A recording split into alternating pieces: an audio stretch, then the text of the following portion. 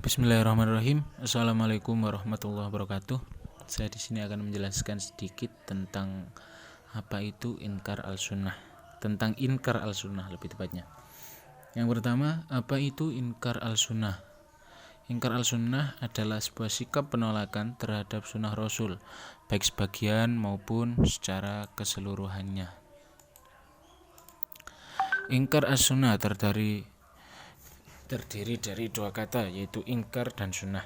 Ingkar berasal dari bahasa Arab, yaitu angkaro yang kiru ingkaron, yang memiliki arti tidak mengakui dan tidak menerima baik di lisan dan di hati, bodoh atau tidak mengakui sesuatu dan menolak apa yang tidak tergambarkan dari hati. Sedangkan as-sunnah itu sesuatu yang disampaikan oleh Nabi baik secara lisan maupun perilaku. Jadi secara bahasa, ingkar as-sunnah adalah sebuah sikap penolakan terhadap sunnah-sunnah Rasul. Secara istilah atau secara terminologi, ingkar as-sunnah itu paham yang timbul dalam masyarakat Islam yang menolak hadis atau sunnah sebagai sumber ajaran Islam setelah Al-Quran. Jadi suatu faham, bukan gerakan atau aliran yang menolak untuk menjadikan hadis sebagai landasan hukum yang kedua setelah Al-Quran. Yang kedua yaitu kapan ingkar as-sunnah terjadi. Ada dua periode. Yang pertama yaitu periode klasik dan periode modern. Periode klasik pada zaman Imam Syafi'i sekitar akhir 2 Hijriah atau 7 Masehi. Menurut beliau ada 3 kelompok, antara lain Khawarij, Syiah, dan Mu'tazilah. Khawarij berpendapat bahwa semua sahabat yang terlibat dalam fitnah perang Jamal dan gencatan senjata atau tahkim serta yang ridho akan hal tersebut dinilai kafir, sehingga mereka menolak seluruh sunnah yang diriwayatkan oleh mayoritas sahabat setelah 2 peristiwa tersebut. Mereka hanya menerima sunnah yang diriwayatkan sahabat yang tidak terlibat dalam peristiwa tersebut. Syiah menerima sunnah dan mengamalkannya seperti ahlu sunnah, tapi mereka berbeda dalam menerima dan menetapkan kriterianya. Mereka berpendapat bahwa mayoritas sahabat setelah Rasulullah wafat adalah murtad kecuali beberapa orang saja. Yang ketiga, Mu'tazilah tidak menentu apakah menolak sunnah atau menerima seluruh atau menolak sunnah ahad saja.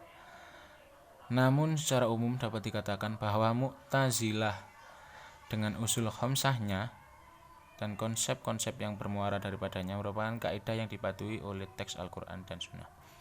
Dari uraian tersebut dapat dikatakan bahwa Mu'tazilah pada prinsipnya menerima kehujahan sunnah, namun mereka mengkritik sejumlah sunnah yang kontra dengan falsafah mazhab mereka.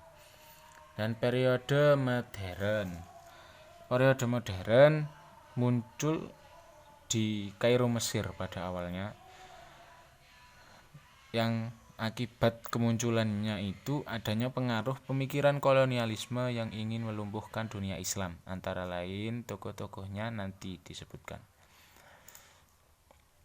Nah, yang ketiga ini dia. Siapa saja tokoh yang dikenal sebagai munkir ingkar al-sunnah. Untuk periode klasik, tokoh Khawarij, tokoh Syiah, dan tokoh Mu'tazilah yang pastinya, tapi tidak ada nama konkret siapa-siapanya. Tapi untuk periode modern, tokoh-tokohnya antara lain Taufik Sidki, Rosyad Khalifah, Ghulam Ahmad Parwez, Kasim Ahmad, dan banyak juga tokoh yang dari Indonesia.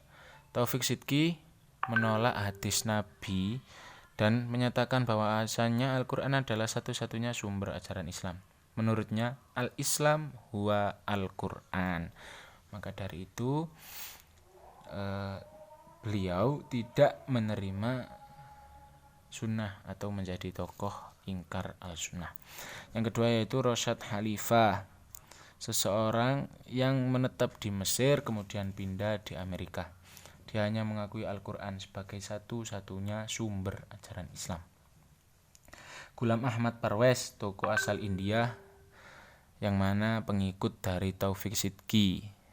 Nah, jadi pendapatnya yang terkenal adalah bahwa bagaimana pelaksanaan sholat terserah kepada para pemimpin umat untuk menentukannya secara musyawarah.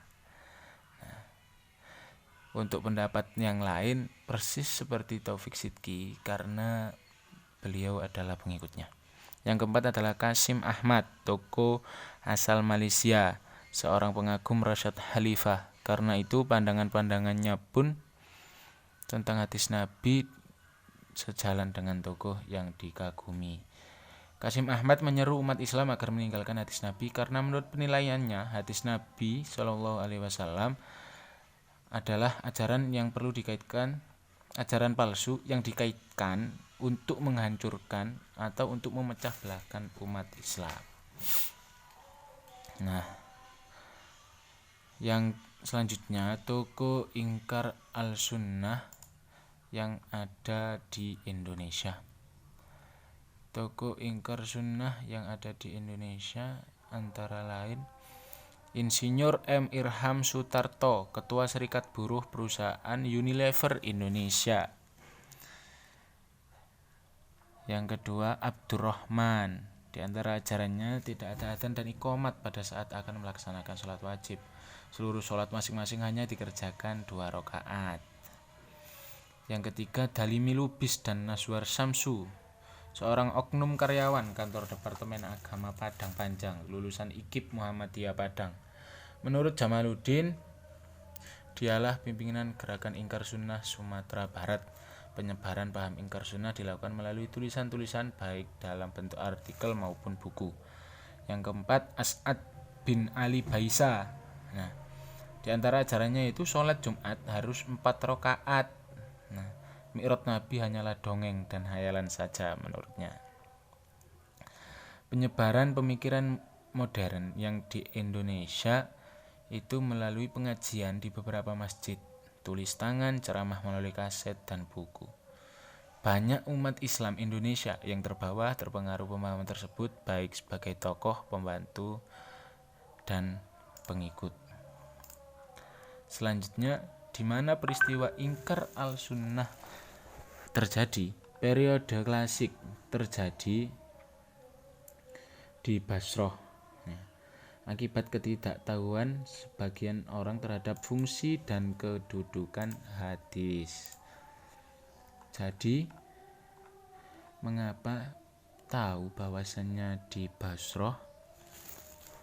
Karena saat itu ada seseorang yang berdebat dengan Imam Asy-Syafi'i, tersebut dari kelompok Mu'tazilah, karena dinyatakan bahwa orang tersebut berasal dari Basrah. Sementara Basrah pada saat itu merupakan pusat teologi Mu'tazilah. Setelah di Basrah periode klasik, terus sempat hilang, peredaran ingkar al-sunnah ini menghilang dan kemudian muncul di Mesir dan akhirnya muncul di mana tokoh-tokoh ingkar as-sunnah modern ini berada, seperti halnya Mesir, India, Amerika, Malaysia, Indonesia, dan lain-lain. Yang selanjutnya, bagaimana mengapa mereka sampai pada keyakinan itu? Nah, karena ketidakpastian hadis menurut mereka. Mereka juga berpendapat bahwasanya Al-Quran sudah disusun dengan bahasa Arab yang jelas, seperti firman Allah yang ada di dalamnya. Al-Quran disusun atau diturunkan menggunakan bahasa Arab yang jelas. Di firman Asy-Syura, firman Allah surat Asy-Syura ayat 24. Bil lisani arabi mubin, itu menjadi dasar mereka.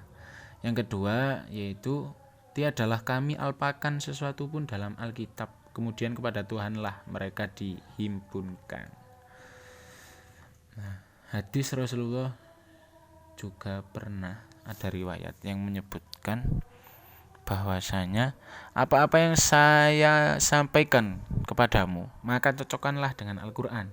Jika sesuai dengan Al-Quran, maka aku telah mengatakannya. Dan jika berbeda dengan Al-Quran, maka aku tidak mengatakannya. Bagaimana aku dapat berbeda dengan Al-Quran, sedangkan dengannya Allah memberi petunjuk kepadaku. Dan selanjutnya yakni yang keenam, bagaimana bisa muncul dan bertahan. Nah, kemunculan inkar al-sunnah dikarenakan tidak ketahuan sebagian orang tentang fungsi dan kedudukan hadis serta ketidakpastian hadis menurut mereka. Karena pada saat itu Rasulullah pernah melarang sahabat untuk menuliskan hadis atau sunnah, maka semenjak itu mereka lebih memilih untuk hanya percaya pada Al-Quran. Mengapa bisa bertahan sampai lama?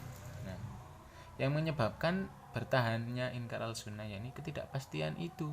Nah, menurut mereka ketidakpastian hadis atau sunnah menurut mereka munculnya perdebatan-perdebatan yang mana argumennya tidak bisa disalahkan karena tokoh inkar al-sunnah menggunakan landasannya itu Al-Quran. Nah, serta lebih banyaknya tokoh-tokoh yang ikut menyebarkan paham tersebut. Jadi inkar al-sunnah ini masih belum bisa disalahkan dikarenakan argumen-argumen yang mereka buat itu juga kuat. Nah, mungkin hanya itu saja yang bisa saya jelaskan dan saya sampaikan. Saya Ahmad Agil Fadli Anwar, Program Studi Hukum Ekonomi Syariah UIN Maulana Malik Ibrahim Malang, mengucapkan terima kasih yang sebesar-besarnya. Assalamualaikum warahmatullahi wabarakatuh.